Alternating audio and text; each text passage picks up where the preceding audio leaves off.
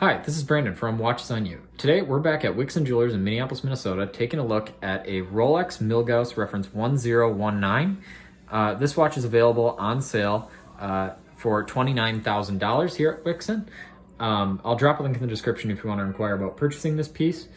And without further ado, let's move on to this watch. So as I said, this is the Milgauss 1019. It's got a 38 millimeter stainless steel case. And it is obviously very magnetically resistant. It has some unique hands on it. And this isn't a watch that I featured on the channel. And I really love the old Milgausses, especially the ones with the rotating bezel. That's something that I hope Rolex kind of brings back to kind of reinvigorate the Milgauss collection. I think it's a little bit of an underappreciated model, both vintage and in the contemporary version.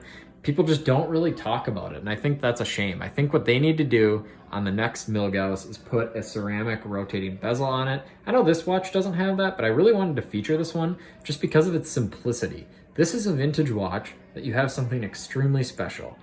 Again, the watch was made for scientists that work in kind of intense magnetic fields, and it is resistant to 1,000 Gauss. And it's just a feature that's very special. The watch has a lot of history, but again, you never hear anyone really talk about it. And this particular model has some unique features. It obviously doesn't have that lightning hand, but it has this brushed dial to it that looks very, very cool in the light. It's just something you don't see on a lot of watches, and the hands are pretty unique as well. It has some fairly contemporary looking hands. I mean, you have that beautiful kind of red accent on the seconds hand, and then also that kind of ties in with the red accent on the dial as well. It looks very, very nice. And overall, it's just an excellent piece, very thin.